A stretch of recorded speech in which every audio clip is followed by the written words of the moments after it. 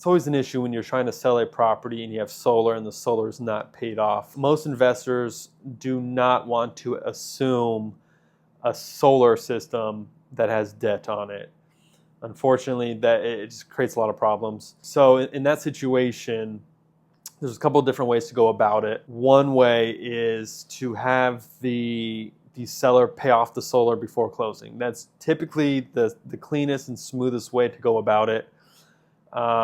Most funds, most investors will buy a property that has solar as long as the solar is paid off. There's different ways to think about it. There's different ways to go about it.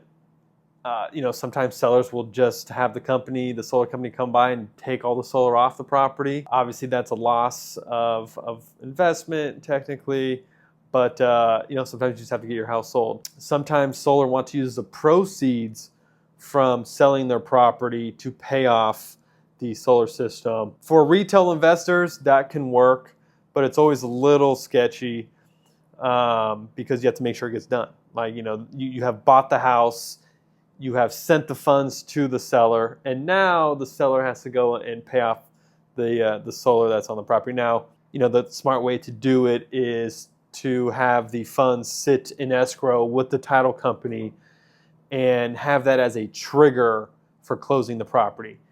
And what that looks like is on the contract saying something along the lines of title company to hold back, $30,000 of the seller proceeds.